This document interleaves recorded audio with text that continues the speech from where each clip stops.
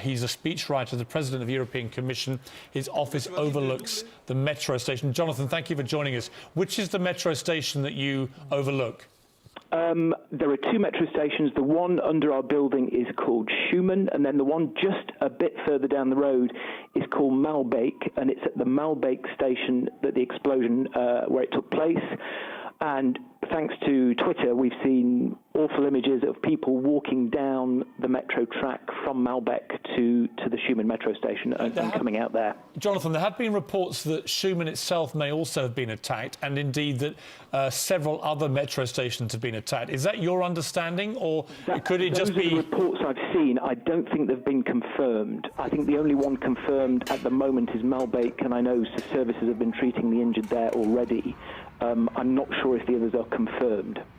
Now, you're a speechwriter, the President of the European Commission, obviously a very senior position there. What is the mood inside the EU headquarters to this attack, given that some of the attacks, certainly the metro station one that you've seen there, is obviously right next to the European Union headquarters? Yeah, people are staying calm. I mean, that's our first job, to stay calm, to check that colleagues are safe. So we've been going up and down the offices, up and down the corridors, just making sure that people are safe. And if people were on their way to work, we're advising them to stay at home, obviously. So people first, safety first. Are you in the office at the moment? And is the office in lockdown? I'm in the office. We have not been told to evacuate. We've not been told to go home. The situation is calm. People are staying calm, but we're just waiting for more news. Have you been told to stay put? Yes, we've not been told to go anywhere else. I think that's the best thing to do at the moment. As you said earlier, the metro service is down. There are no metros running. I think all public services are going to be strained here today. So I think people are just staying calm, staying where they are, and if they're at home, staying at home.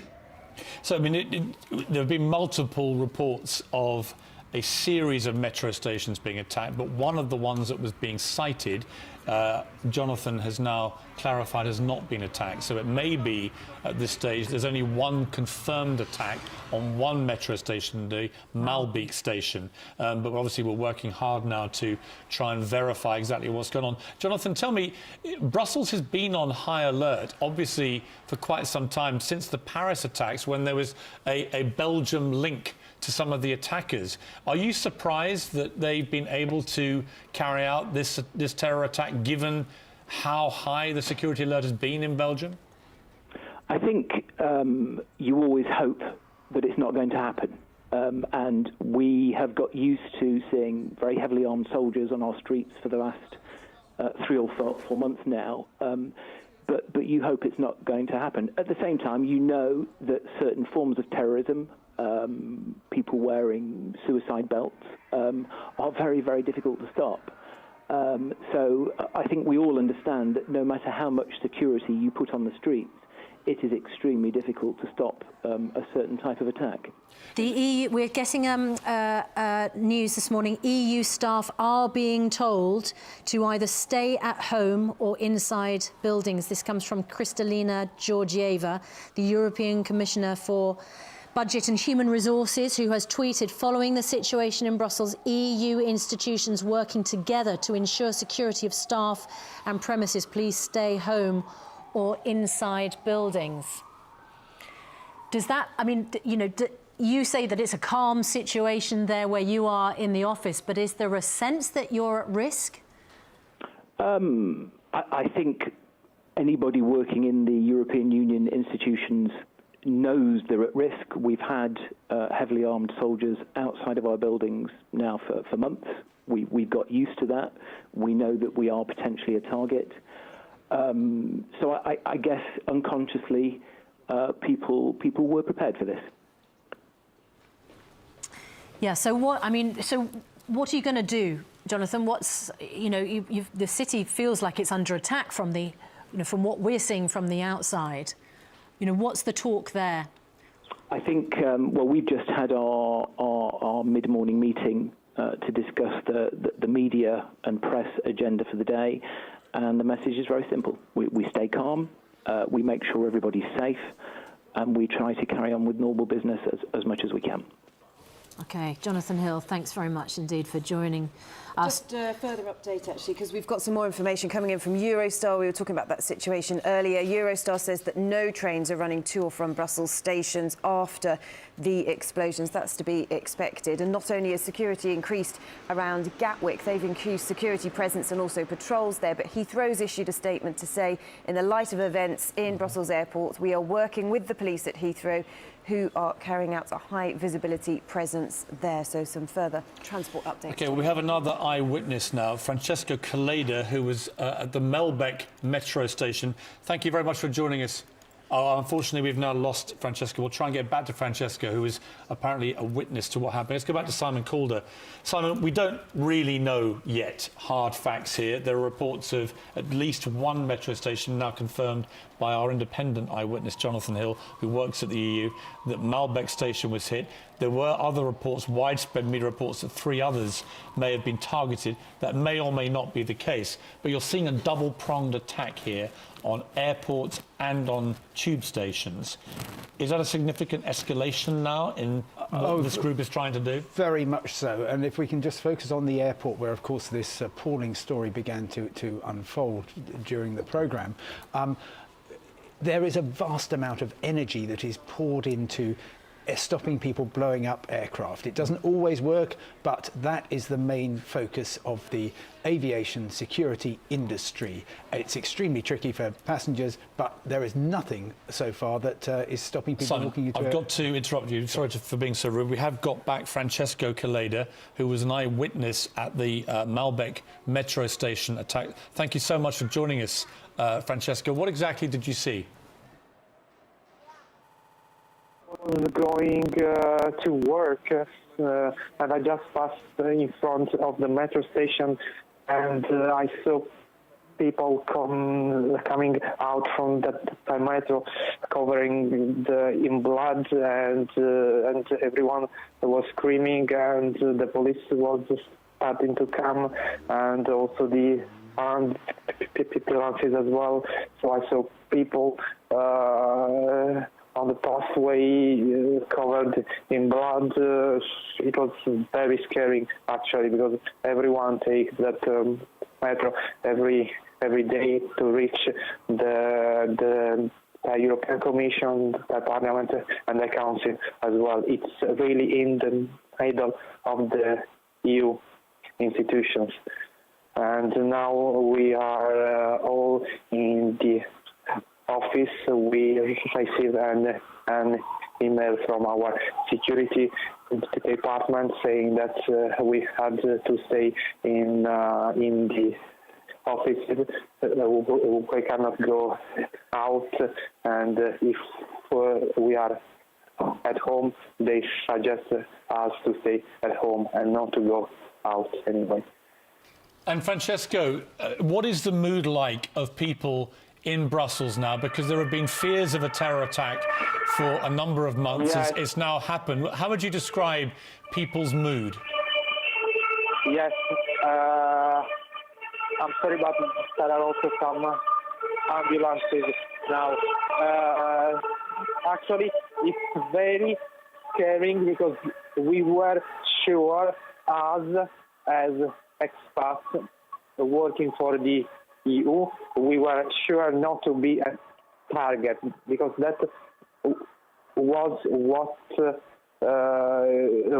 we have been told, that EU was not a target. But now we know that we are a target as well, and we are very, very, very concerned also because all our colleagues and myself as well take that metro every day. So we are very scared, and we are trying to see if someone was there also via Facebook and Twitter, but it's not clear, and it's a bit of part of it. So yes, we are in a shock.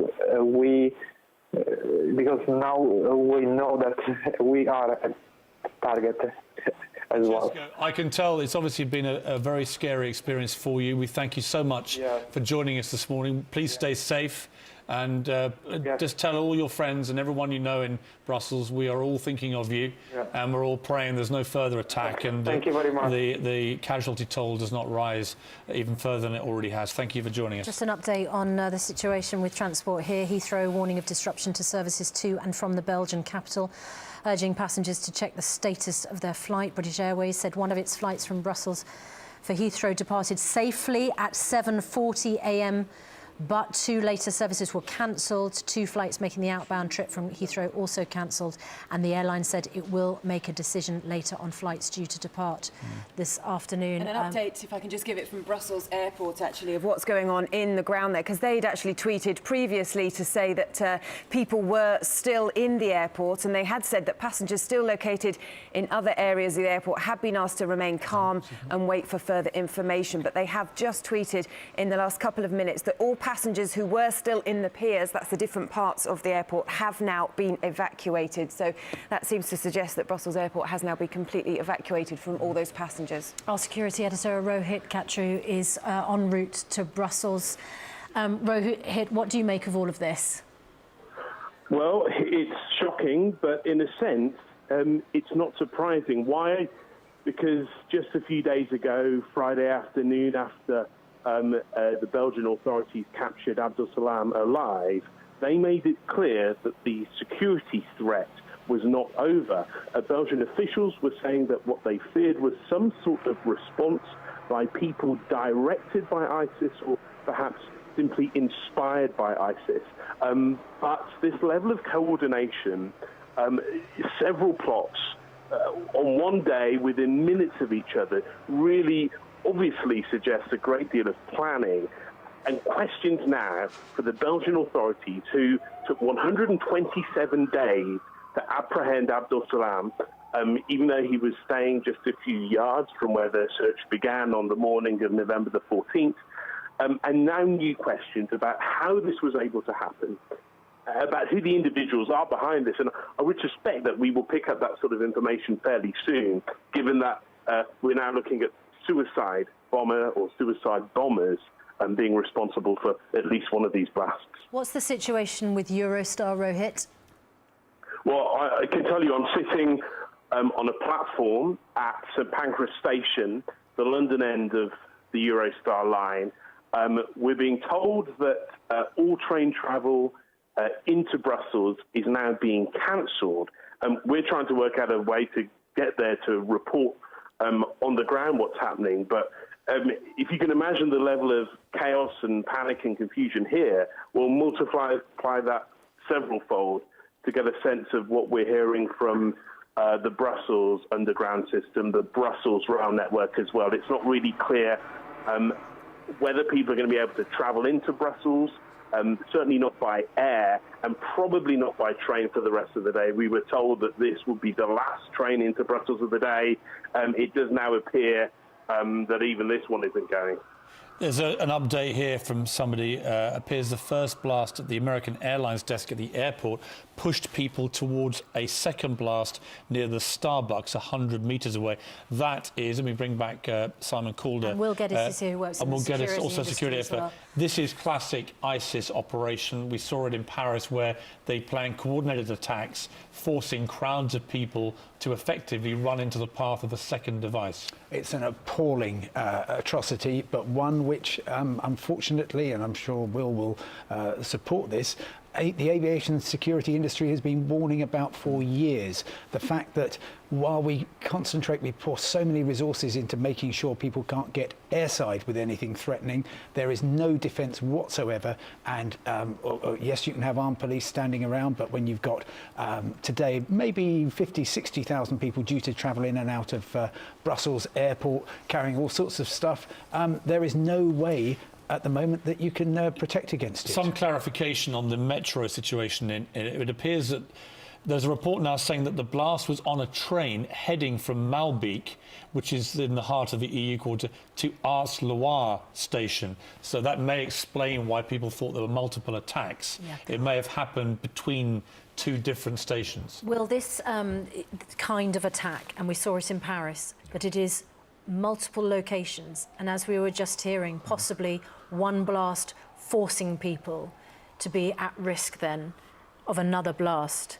That's characteristic of this kind of terror attack, and unfortunately it is incredibly frightening. Yeah, absolutely. I mean, this plays into exactly what the terrorists, their methodology these days, or the marauding terrorist, firearms attack. What they're looking for is obviously not only to push innocents into other attacks, but also to carry out simultaneous attacks, to spread the authorities as thin as they possibly can. And their objective to that is not only to create if you like, paranoia and fear within the general populace, that they can lose confidence in the authorities in being able to control these situations, but also to get the maximum publicity impact. By doing multiple attacks, it just basically shows that their reach is far and wide and devastating. What is the... Sorry. I was just going to say, well, it has, even as we watch these pictures, so we hear of an attack on the metro, it's got echoes of 7/7. Hasn't it? The multiple coordinated attack. Yeah, absolutely. And Mumbai before that. Again, this has always played into the methodology by the terrorists and what they've achieved. And as we've seen, certainly in Paris in November, and we are likely to see on this, is that it's only a couple of key individuals that are carrying out these attacks to cause this devastation. Well, we now have confirmed reports, we believe, of at least 13 people having died in the double explosion, we think by a suicide bomber at Belgium's main airport in Brussels, but also a further 10 people reported dead now in the metro attack at Malby station. That explosion may well have happened on a train in between several stations, which explains the confusion of where it may have happened. Yeah, Francesco, we spoke to a little earlier. Coleda joins us back on the phone. Just remind people, Francesco, where you were when you heard, goodness me, we're watching live pictures from Brussels now, and I don't know what we've just seen, but I don't know whether there's something else going on as we're watching it live on TV now. Okay, that picture has frozen. There appears to be some further incident going on there. Sorry, Francesco, for interrupting you there, but we were watching live footage of what appeared to be some new incident. We don't know exactly what that was. It may have been a controlled explosion, a security manoeuvre. We don't know yet. We'll try and clarify that. And we'll come back to Francesco when we've managed to establish what that's. We have Paul Brand for us now. He's live in Westminster. Paul, the Prime Minister, obviously expressing deep concern about this, has also called an emergency meeting of the Cobra Committee, which is always brought in to work out our response in this country to incidents like this. What can you tell us about that? Yeah, the Prime Minister is currently chairing Cabinet at the moment as planned, and I've just got off the phone to Downing Street. They say the Cobra meeting will be later this morning. No confirmation about who will be attending, apart from obviously the Prime Minister, and I would absolutely anticipate the Home Secretary and the security services. The Prime Minister has tweeted one other thing this morning to say, "I am shocked and concerned by the events in Brussels. We will do everything we can to help." I think he will want to establish, of course, what ramifications this has for Britain. He has said in the past that at least 7 terror plots on British soil have been foiled in the space of 1 year ago. He said that after the Paris attacks last November, though he stressed that at that point there was nothing planned on the scale of what we're seeing in Paris, or indeed it would seem we are seeing in Brussels this morning. But of course, all of this is what he will be aiming to establish in that Cobra meeting.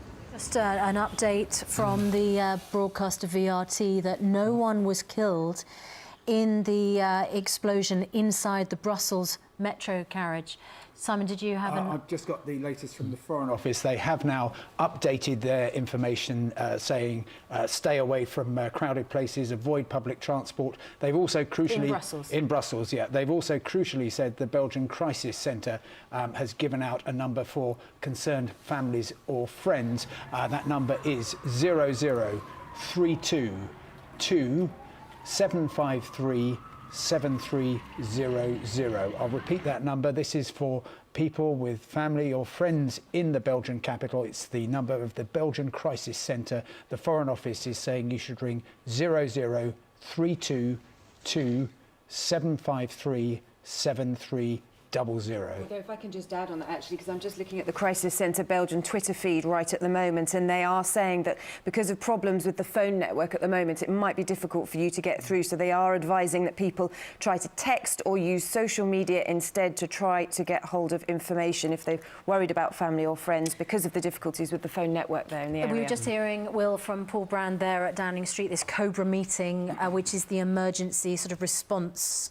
All the important cabinet ministers who might have responsibility for areas which would be concerned. You know, we're all horrified by what's happening in Brussels, but there will be people over here in the UK extremely concerned, frightened today. Is this going to happen here? Yeah, I mean, we have to go by what the authorities are telling us. They made a statement over last weekend, as you probably saw, saying that they were prepared for simultaneous attacks to take place here in the United Kingdom. I think we have to be realistic to expect that IS are looking to, and IS-affiliated groups are looking to strike wherever they possibly can. The security services, certainly from my very useful contacts, have told me that they're pretty much on top of things at the moment. But when you're dealing with a suicide attacker, as we've seen this morning in Belgium at the airport, it's incredibly difficult to detect, particularly when it's in public areas.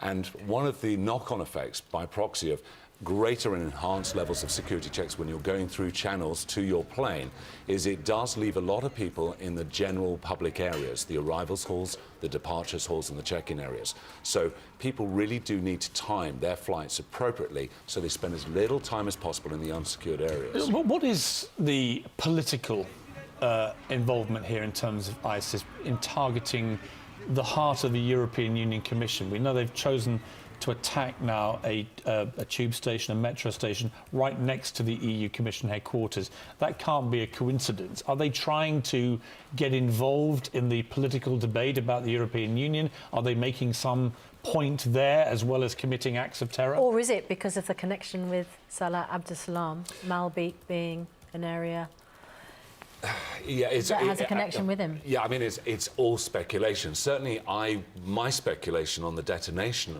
on the actual metro and it being between stations was going to be more effective in them, like with 7-7, to actually bring the entire metro network to a halt rather than contained within a particular station. The location, I think, is valid, Piers. I think it is something that IS are trying to strike at very many different levels. As we've seen historically with terrorist groups, they will try and target, for example, government buildings. But now they know that they are reaching out or targeting the general public because that is the pressure that is brought to bear on governments on any politically attached agenda. The Belgian Prime Minister, Charles Michel, has warned people not to move anywhere this morning in Brussels. Understandable advice, and you know there's still conflicting reports about casualties here. Confirmed by authorities from the airport is 13 dead and at least 35 wounded, but multiple different reports now of casualties from the metro. It may be, as Susanna said a little earlier, that there may not have been anyone killed in that, which we can only hope and pray is the case. That's the latest information, that no one was killed inside the blast, and it happened inside one of the metro carriages, but we're just waiting to hear more details on that.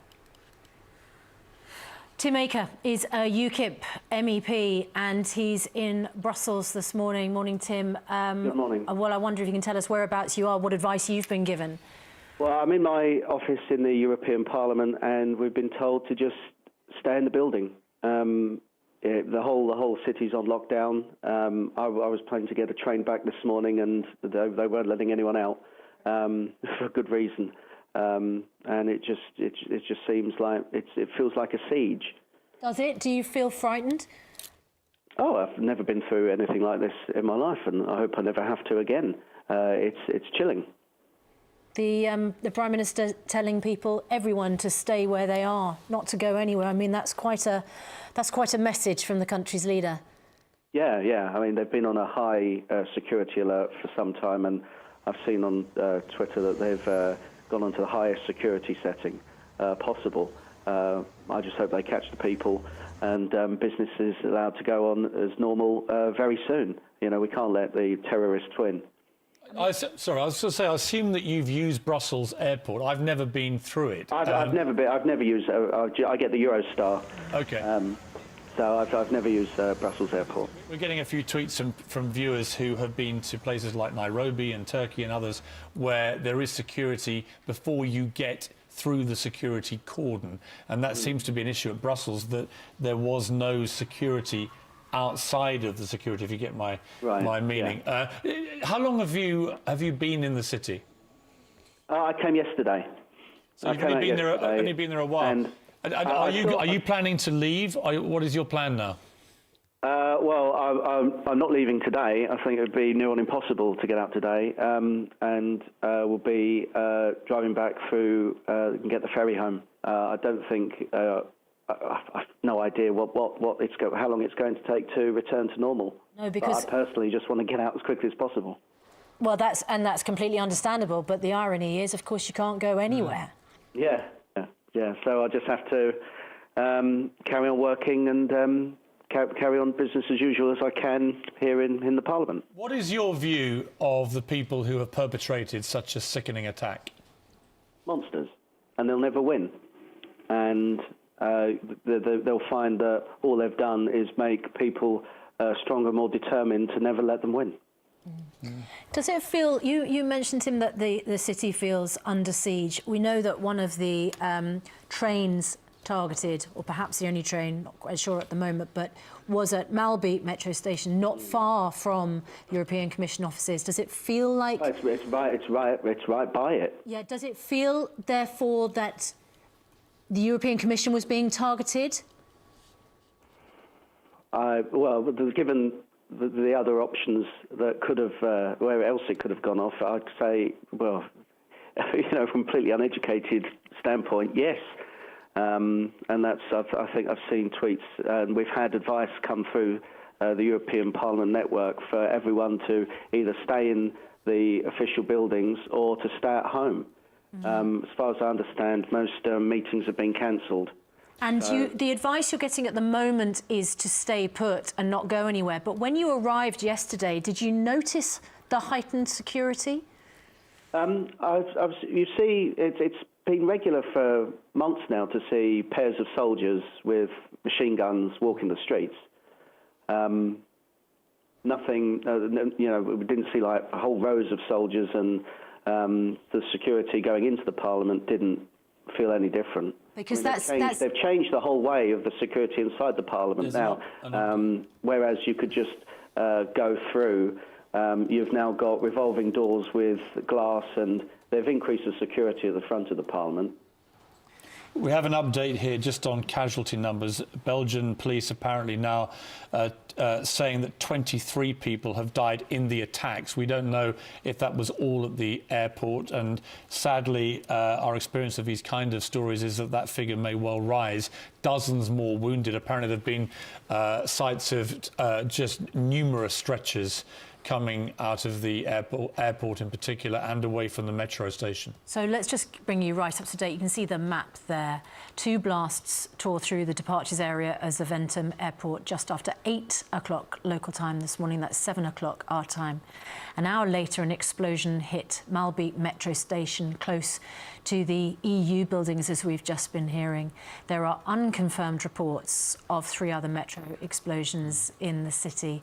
Just to reconfirm, those are unconfirmed at the moment. All metro stations are closed in Brussels. The airport is closed. Public transportation is closed, and we have heard the message from the Prime Minister this morning saying don't go anywhere in Brussels this morning. Just hearing from Tim Aker, the UKIP MEP, that meetings have been cancelled at the European Union buildings, and that everyone is being told to stay put, and that even though he wanted to leave, as I'm sure many people did want to leave the city, there is no way of doing that at the moment because there's no way of getting out or getting away. Yeah, we now have an eyewitness, Bob Cowdery. Bob, thank you very much for joining us. What exactly have you seen this morning? Our plane from Atlanta and was taxiing to we got stopped in the middle of taxiing because of the explosions. We didn't hear anything, but I think that's because we were a little bit far from what actually happened. We did see some smoke and numerous emergency vehicles. We were held on the tarmac for about an hour, and now we've been funneled into a large hangar, and there's been no communication since we left the plane whatsoever. And Bob, what are you doing in Brussels? We're actually here as a stop on our way to Eindhoven for a conference, and I'm here with my wife and two of my workmates. It doesn't look like we're going to be getting to Eindhoven anytime soon. And judging by your accent, Bob, am I right in assuming you're American? I am. I'm from Atlanta, from Pittsburgh originally, but our plane came in from Atlanta. Right, because we understand that there may have been a suicide bomb attack inside the airport at the American Airlines check-in desk, which obviously suggests that there may have been a deliberate attempt here to target America. As an American, what is your response to that? Well, I mean, that's, it's scary enough for everyone involved, but when we heard the same thing from the Delta officials, now we've since heard that that it may not be a suicide bomber, that it may have been a piece of luggage, but nevertheless, the fact that it happened at an American Airlines desk certainly was sending a message, and that's a bit unnerving. I mean, obviously, America has come under attack. Britain has come under attack. France has come under attack. There have been further attacks through Europe, now Belgium. What is your view about what is happening here in relation to ISIS? What is the American view of what should be done? Well, this is obviously in retaliation for recent events here, and so I can understand. That. I don't believe that we should change the way we live our lives. My wife and I are going to continue on. You can't ignore this kind of thing. You have to be vigilant. But at the same time, I think the only way to win this battle is to go about your life. And that's what we intend to do. Bob Cowdery, thank you very much indeed for joining us. We do appreciate it. We understand that everyone involved in this must be very shaken, and for you taking the time and trouble to speak to us, we greatly appreciate it. Thank you. Obviously, details still coming into us this morning, but the latest from Reuters is that the Belgian prosecutor has confirmed that the Brussels blast was a suicide attack. That's according to the broadcaster RTBF. So that is a confirmation apparently from the Belgian prosecutor that the blast in Brussels was a suicide attack, and I am assuming that that was the attack, the one that they're referencing there was the one at Brussels airport this morning. We now have Anthony Barrett on the phone. Anthony, I believe you work at a hotel that is currently taking care of people who've obviously had to flee these attacks. Is that correct? I'm actually a guest at the hotel. I was here for a conference in the hotel the last couple of days, and I was due to fly back to Manchester tonight. Right, and what did you see or hear this morning, if anything? Yeah, it was probably 8 o'clock in the morning, local time, and I heard two loud crumps. That's the best way I could describe them, and it sounded like somebody moving furniture in the hotel room above me. But when I looked out of the window, and from my room window I can see at one end of the terminal building, I just saw people running, I suppose literally running for their lives to get away from the terminal building. Once we later heard, about an hour later, that there'd been another attack on a metro station, I presume the fear and panic must have dramatically increased in the area. How have people been coping with this? I don't get any sense of panic. Obviously, people, including myself, are afraid and upset at what's happened, but people seem to be reasonably calm. Now, that may not be the case for people that were in the terminal building.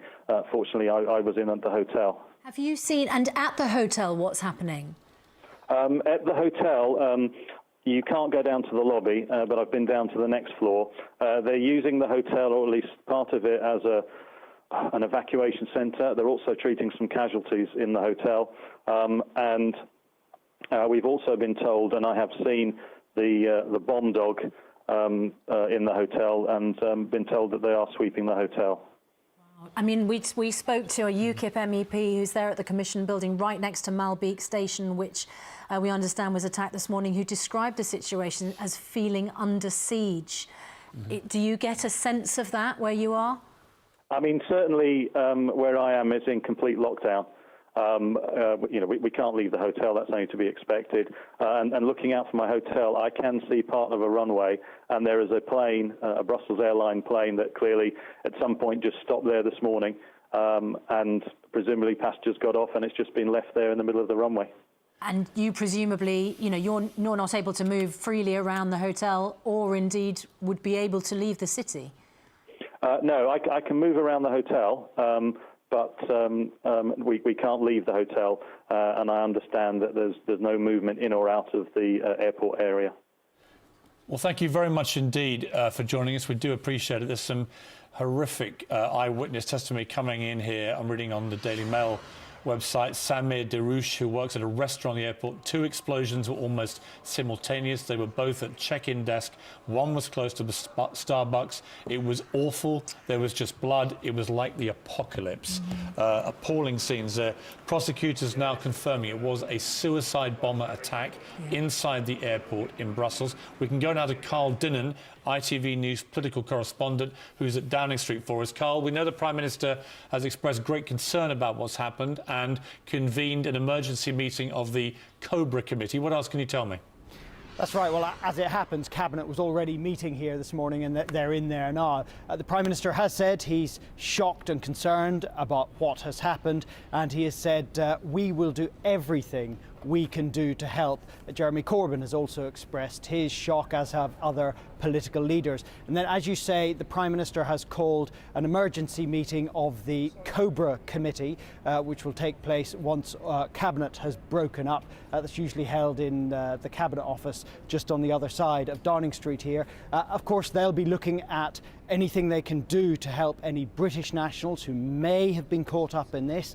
They'll be looking at what security implications are for this country, whether there is any kind of direct threat here at all. And of course, as the Prime Minister said, they'll be looking at what kind of help they can offer the Belgian authorities at this extremely worrying time. This is a very worrying attack. This appears to be some kind of revenge attack, and that's seems to be a new capability for these kinds of people, to be able to carry out an attack so quickly after a major arrest operation. That will be concerning governments, Carl, I'm going to have not to just jump here, in. but all over Europe. I'm sorry to interrupt you, but we have got the Belgian ambassador to the UK, Guy Trouveroy, I believe, on the phone. Mr. Ambassador, can you hear me?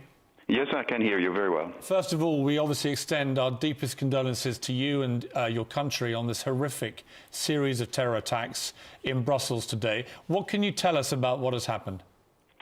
Well, I think everybody is still gathering information, and I would say the first priority for our authorities is to take care of those who have been wounded, and obviously to take care of the persons who have obviously passed away. They're still trying to piece the whole thing together, but obviously, as I heard your correspondent say, this comes immediately after the spectacular arrests of last Friday, and obviously this is probably a consequence of it. As you may have heard, our Prime Minister, as a Minister for Foreign Affairs, said that we were still worried. These arrests of last week were not the end of the story, and obviously and unfortunately they seem to have been right. Yeah, and we know that this Cobra, we're just hearing from our political correspondent, the Cobra Committee meeting taking place at Downing Street, David Cameron saying that he'll do whatever he can to help. I mean, what might that be? Well, look, I mean, without going into the details, I can say that our very close European partners, France, Britain, and others, have been working on this terrorism case, on these Syria fighters, Syria returnees, for quite some time now. Obviously, we're making progress because this leads to arrests, but as you may see, the fight is not over. No, we're extremely grateful, in particular to our British friends, for providing us support and intelligence. It goes both ways, by the way. This is also to say that we're in this together. Mr. Ambassador, clearly Belgium is the latest country to come under attack from what we believe may be an ISIS terror group. What do you think the global reaction should now be to try and stop them continuing to do these appalling attacks on European cities? This is an extremely broad question and maybe above my paycheck, I would say. But obviously, you have a conflict in the Middle East, which is triggering these recruitments.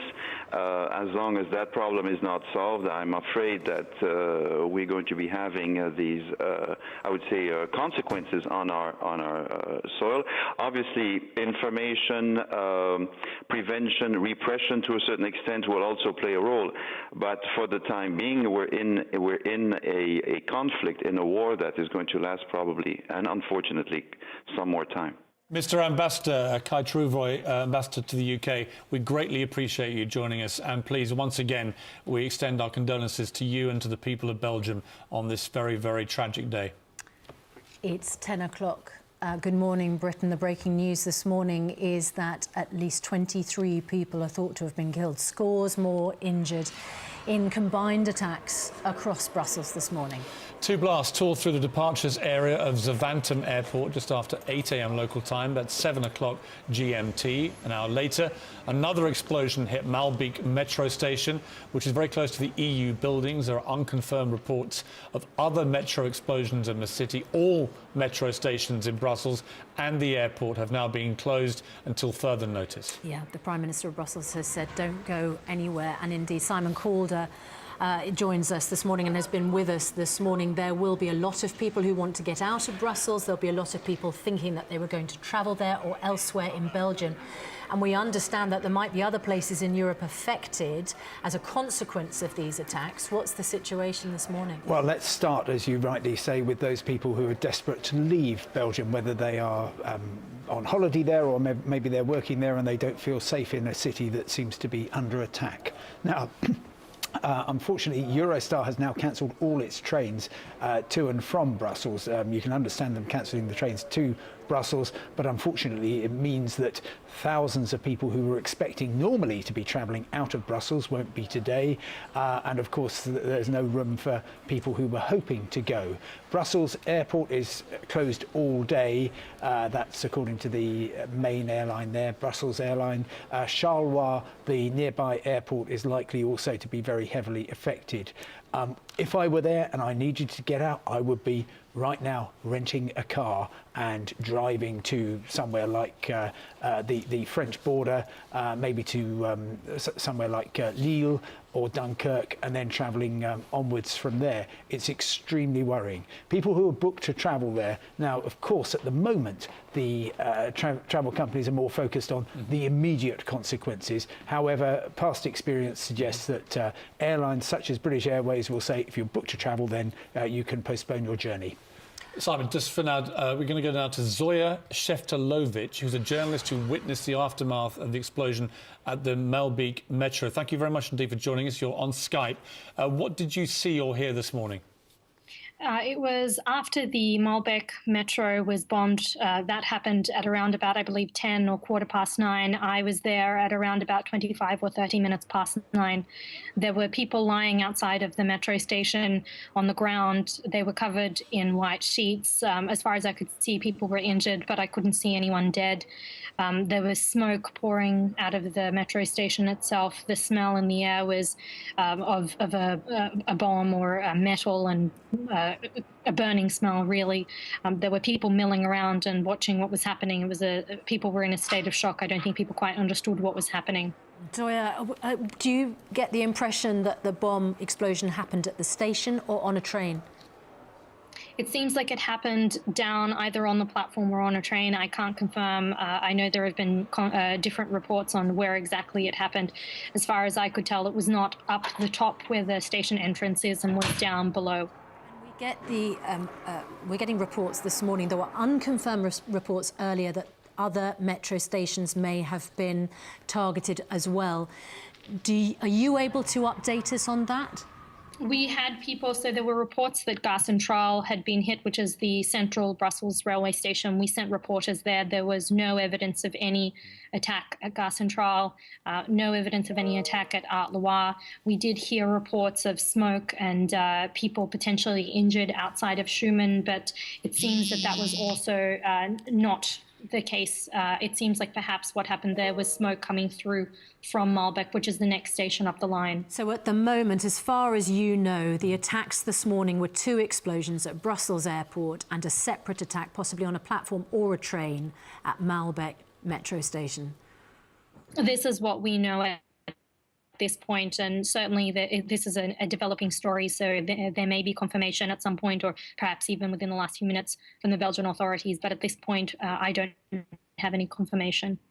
We have some further dramatic eyewitness reports here. This is again from the Daily Mail website. Dreas Valiert, who's 30, was waiting to get his boarding pass from a check-in desk when the blast struck. He told the Daily Mail there was a first blast and then 10 seconds later a second explosion. It was a big blast. The ceiling went down. It was 30 meters from where I was. I saw people down on the ground. I just went running. I jumped over security fences towards departure gates as I thought it would be safer. So clearly people inside there, a catastrophic event that has happened there. Zoya, thank you very much indeed for joining us. We greatly appreciate it.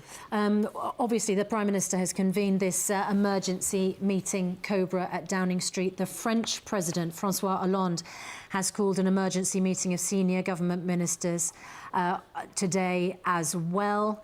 Those deadly explosions carried out at Brussels airport this morning by a suicide bomber, that has been confirmed by Belgium's federal prosecutor, according to Belgian broadcasters.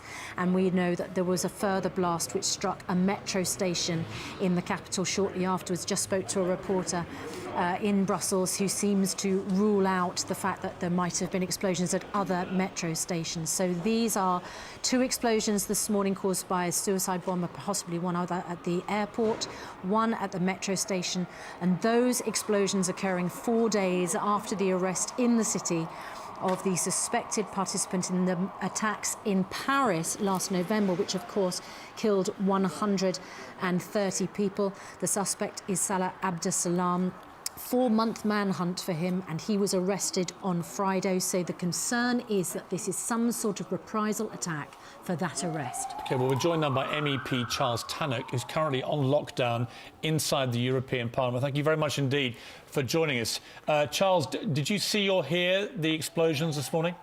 No, we were busy voting in my committee when the chairman interrupted the proceedings, gave the grim news of the attack at the airport at Zaventem, and the then only provisional reports of people killed. I believe some 13 people have died tragically in this despicable terrorist attack.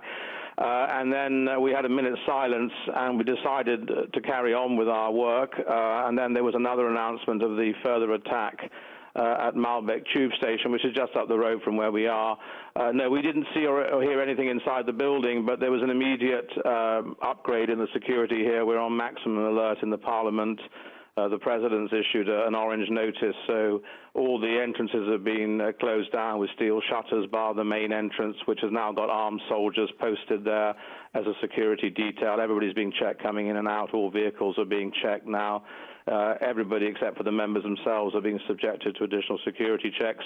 And most of the proceedings of the Parliament, the committees, have been cancelled for this afternoon, partly because of logistics that people just can't get to the meeting. So it is a very unpleasant and worrying situation. And of course, all our hearts go out to the victims of these terrorist attacks. And we still don't know whether anybody who's been affected who has some connection with the Parliament, because people travel in and out of the airport, and many people use the local tube stations. So we don't quite know whether anybody has been affected that we may or may not know. I heard from my own office that one of my assistants knew somebody who'd been injured at the tube station. So very worrying indeed. Charles, given the proximity of the attack on the metro station to the EU Commission, I mean, do you believe that there is a deliberate political motivation as well as a pure terror motivation to this? Listen, who knows what goes through the minds of these terrorists? I mean, clearly this has all the hallmarks of an ISIS coordinated attack, and I think it's too much of a coincidence that it happened only days after the arrest of the suspect from the Paris bombing. So I think it's too early to draw any firm conclusions. But clearly, terror is terror, and they will try and inflict terror amongst the population, fairly randomly. So I'm not drawing any particular conclusions that there was a deliberate attempt to attack the EU institutions at this stage. But clearly, it is right in the heart of Brussels, and they want to get their message across so they can strike with impunity. So everything must be done now to apprehend these terrorists, because clearly they have a much larger network than we anticipated. Yeah. I heard a report only yesterday that 30 people were implicated in the Paris attacks, and clearly they have a sort of sleeper cell operating in the city, and sadly in many other cities across Europe, and we have to be very, very vigilant indeed. Well, Charles Tannock, do you want to... I was just going to say, Charles, sorry, Susanna Reid here, that the message from the Belgian Prime Minister is don't go anywhere. But of course, in the face of a terrorist attack, it's obviously safety paramount. But also, there is always that spirit, isn't there, of we're not going to let them stop us, and that's it's difficult to send those two messages at the same time. Well, obviously, we don't want to be cowed into submission, and that's why there was a decision deliberately this morning that we would carry on with our work. Having held our minute silence for the victims, we decided to carry on with the vote, because we don't want to think that, or let them think that they managed to sort of paralyse all the work that we're doing here in the European Parliament. But clearly there has to be a balance, and I think, first of all, the authorities here, the federal police, the intelligence services, and obviously coordination with allies across Europe, France, Britain, and other countries which have a similar experience of such attacks. They need to do a very rapid, assessment of what additional security measures need to be brought in to make it safe for people to travel in and out of the Belgian capital. I was talking to a colleague this morning in the committee who's a bit of an expert in this area, and he says that it will be quite one of the simple things that could be done is to have a two-stage security check at the airport, whereby the general public cannot actually enter into the general areas where you check in without an identity check or a rapid check at the door of the airport main entrance, rather than having a free-for-all and only having a sort of a security check when you're about to board. In many countries now, you'll find that you can't even get into the main part of the airport without being preliminarily checked with a metal detector and even an ID if necessary. So it may be necessary to do that to prevent terrorists being able to mingle freely as suicide bombers with all those passengers checking in. But that's obviously something for the experts to determine what needs to be done next. Yeah, Charles, thank you very much indeed, MEP Charles Tannock, and very good point. We've raised this earlier about security. Of course, the reality is, isn't it, that if that did get implemented, ISIS would simply go and target football stadiums as it did in Paris, or anywhere there is a crowd at some point. Simon Calder, what do you do?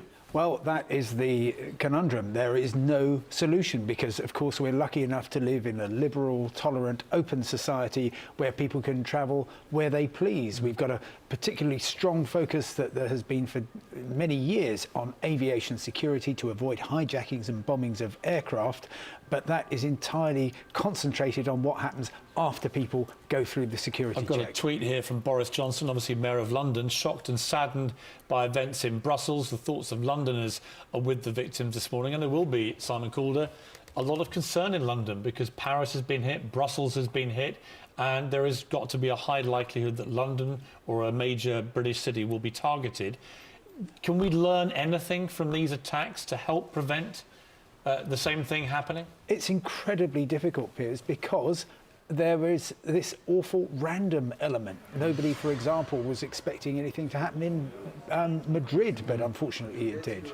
The Belgian public broadcaster VRT is reporting 10 dead after that blast on the Brussels metro at the Malbeek metro centre, metro station.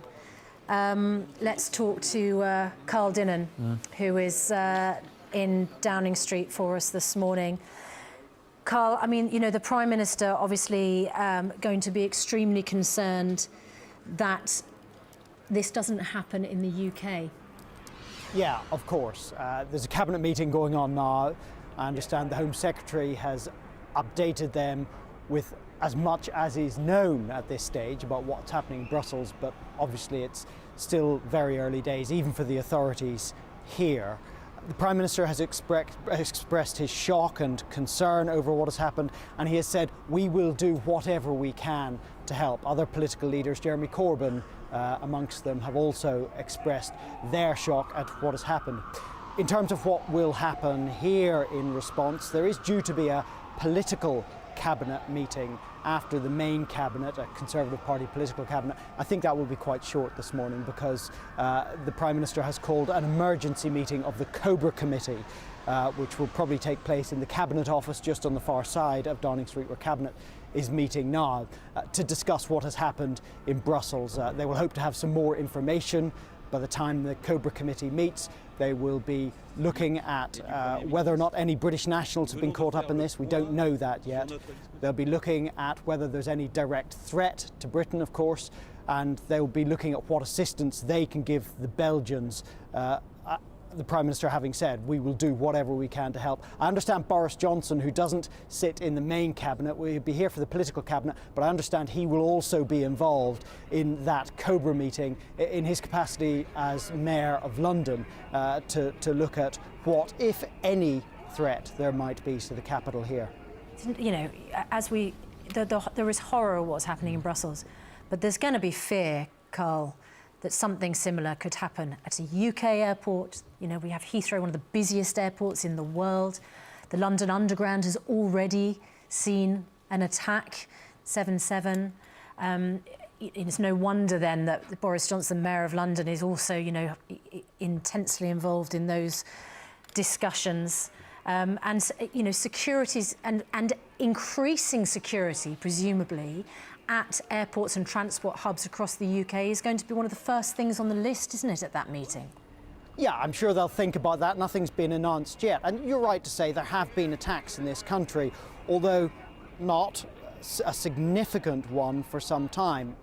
And we don't know how much that is to do with the fact that the police and the intelligence services in this country have got a handle on what's going on. We don't know how much that's got to do with luck or anything else. Certainly the Belgians and of course the French have had much less success in preventing attacks recently. But you're right, they will have to look at what implications there are for this country from the attack in Brussels, and the fact that this attack seems to have been quite well organised. Multiple sites seem to be involved, and it seems to have happened within days of a major arrest in Brussels on a terrorist target. I mean, that shows that there is some resilience within this network. I think Boris Johnson, the London Mayor, is on his way up Downing Street now. In fact, there's the Foreign Secretary. He's just left. So that Carl, if I could suggests just to jump me in, that Carl. Cabinet has broken up. Yeah. Just jumping, I've got a statement here from Donald Tusk, who of course is the EU president.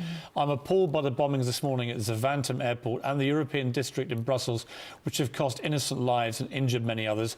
I extend my sincerest sympathies to the relatives and friends of the victims. These attacks mark another low by the terrorists in the service of hatred and violence. The European institutions are hosted in Brussels thanks to the generosity of Belgium's government and its people. The European Union returns this solidarity now and will fulfil its role to help Brussels, Belgium and Europe as a whole counter the terror threat which we are all facing. So strong words there from the EU president, and also pointing out that the European Union, figuring people from all parts of Europe, they use Brussels as their headquarter, and this is a time for the European Union now to show solidarity with Brussels and with Belgium. Well, that's right. And the attack on one of the metro stations happened right at the centre of the area of Brussels where those European Union institutions are. There will be many diplomats and workers from all over the European Union. All of us who work in Brussels from time to time are familiar with that metro station. It's too early to say, of course, but this could have been a deliberate attempt to target the institutions of the European Union and to broaden this beyond just an attack on Belgium. We don't know. It may be that these attackers weren't able to get further than Brussels, that they felt that given the recent raids, they had to do something before their networks were wrapped up, and Brussels was the easy and, if I can say so, soft target for them to hit.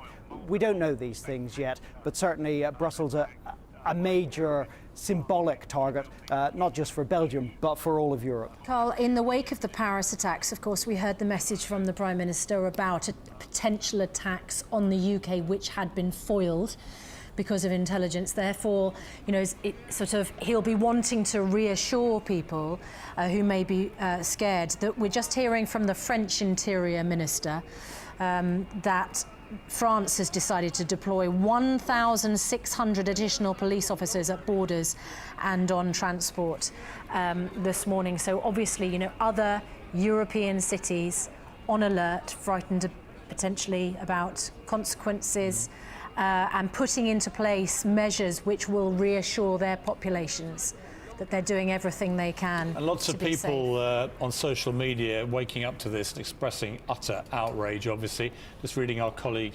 Lorraine Kelly, heartbreaking atrocities in Brussels. Sickeningly, there will be those gleefully celebrating. Don't let them win. Stand together, which I think are very good words at this time, because we need to be together. You know, this is not just a problem for Brussels, for Belgium. It's a problem for us and for the world. An update for you from Brussels Airport in the last few minutes. They say that all flights cancelled at Brussels Airport, that will be for the rest of the day, and they say that passengers are advised to contact their airline for further information, and they do say avoid the surroundings of the airport. Not the only airport, of course, many others in Europe also taking security measures as a consequence. Security's been increased at Gatwick Airport. They've increased security presence and patrols. Also at Heathrow, who said in light of the events in Brussels, we are working with the police at Heathrow, who are providing high visibility presence as a consequence. Also Frankfurt Airport, they've talked about being on high alert, and the Dutch military have boosted security at the airport and at borders as well. Just got some information for people who are trying to travel out of Brussels by air. EasyJet is among the airlines that is got passengers there. They say we have secured 130 hotel rooms in Brussels. To book one of them, go through our website if you're booked on a flight from there, or if you're able to book your own hotel room, please do so and we will reimburse the costs. Important, it might seem a minor detail, but anybody who is there, who is stuck planning to fly back to the UK, will be able to look after, will have their hotel and their meal expenses all covered by the airline. These pictures you're seeing at the moment are just after those two explosions, thought now to be suicide bombing at Brussels Airport, which happened at around 8 o'clock local time there in Belgium. And then shortly after that, perhaps about an hour later, there was that explosion at the Malbeek metro station, which it is thought was either on a platform or on a train. We understand that perhaps 10 people were killed in that explosion this morning. Obviously panic at the airport this morning, and it was evacuated. And also there has been a lockdown, European Union offices, people told not to leave the building or to stay at home if they hadn't left for work this morning, because Malbeek metro station right opposite the European Commission. And you can expect, actually, I'm just seeing here, there's an update from UK Police. They are also stepping up their presence at key locations, including transport hubs, as a precaution after the Brussels blast. So people can expect to see a difference on the streets today as a consequence of what's happened. A Cobra Committee meeting has been convened by the Prime Minister at Downing Street this morning. Obviously, enormous concern about security situation across Europe, and the Prime Minister has tweeted this morning about his concern about what has happened in Brussels, and offering whatever help that the British government can. You know, I'm trying to put ourselves into his shoes today. Imagine being the British Prime Minister now, with attacks that we've seen in Paris and in Belgium, trying to keep this country safe from this type of attack, where you have these lone wolf, small groups of fundamentalists who will kill themselves to commit mass murder. You know, it's a very, very difficult situation. We know that the French have decided to put 1,600 extra police officers on borders and on transport. And as Charlotte was just saying, UK police also stepping up their presence as well at transport hubs as a precaution, concern in all major European cities. And for those of you who may be waking up to this, it's still early, only 10:23. Just to recap quickly for you, at 7 a.m. our time, 8 a.m. Brussels time, 2 major explosions at Brussels main airport, we believe committed by a suicide bomber. One apparently went off near the American Airlines check-in desk, forcing people to run towards a Starbucks, where a second device then went off.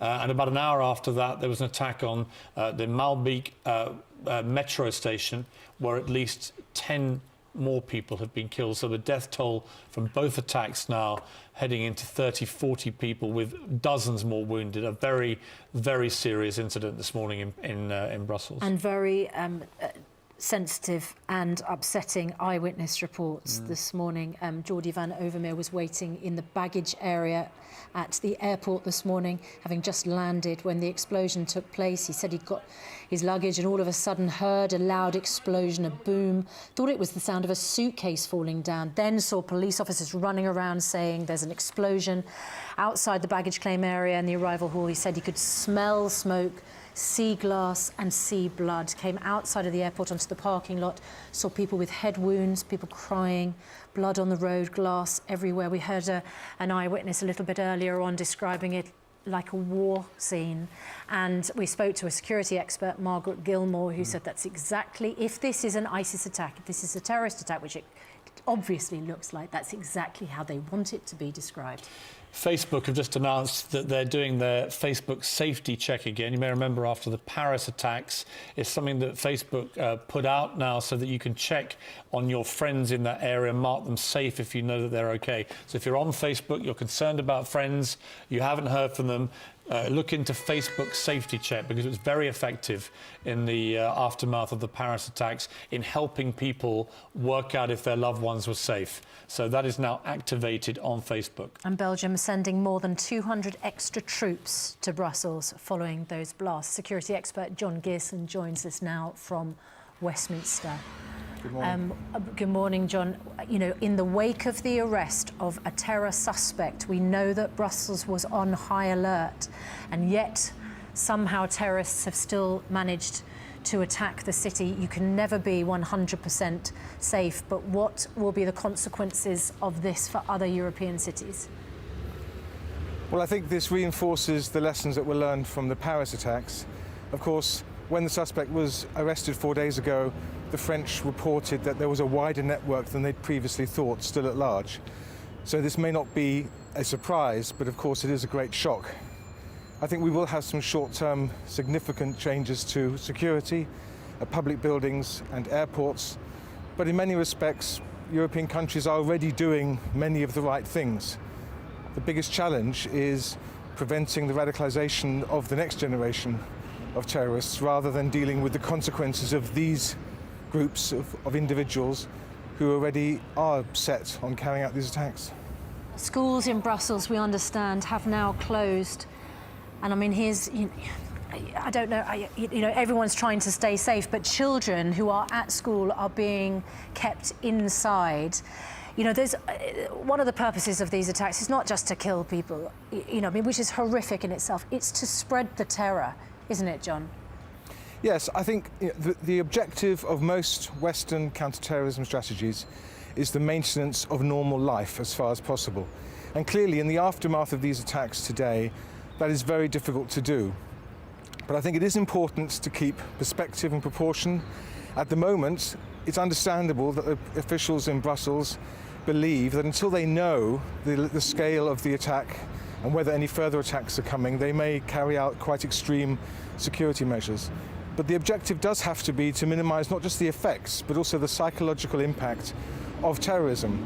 Because it sounds a very odd thing to say on a morning like today, but terrorism is the weapon of the weak, not of the strong. And it's our communities and the public who are the strength of Western countries in fighting terrorism.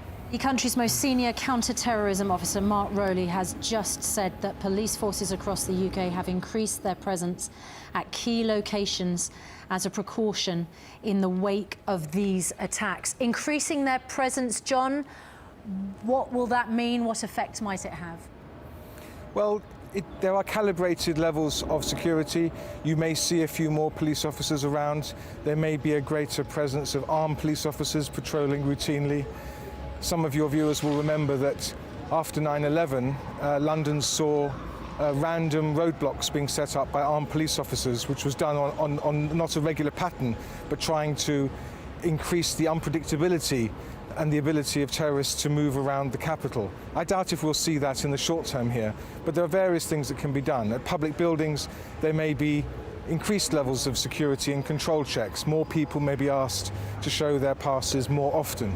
But I think other than that, in the short term, unless there is intelligence to suggest that the attackers have the capacity to come to Britain and are targeting Britain, I doubt if we'll see anything significantly more than that, albeit that this is a European-wide problem. And I'm sure that the COBRA meeting this morning, being chaired by the Prime Minister, will consider how far Britain can contribute to any intelligence and police action against this particular group. OK. John Gearson, we appreciate your time this morning. Thanks very much indeed. It's just coming up to 10:30. This morning, we've brought you the breaking news of what appears to be a coordinated terror attack across the city of Brussels. There are reports as many as 23 people have been killed and dozens more injured in 3 explosions. The first 2 took place by the American Airlines desk at Zaventem Airport in Brussels around 8 a.m. local time. And a third struck at Malbeek metro station near the EU building in Brussels around an hour later. Well, transport in the city is on lockdown, as you'd imagine, with all flights in and out cancelled, as well as trains, including the Eurostar and metro services. The Belgian Prime Minister has warned people to remain put and has deployed 1,600 extra police and now troops at borders on transport routes. Well, ITV News will bring you updates throughout the day this morning. We will now hand you over to our colleagues at This Morning. Goodbye.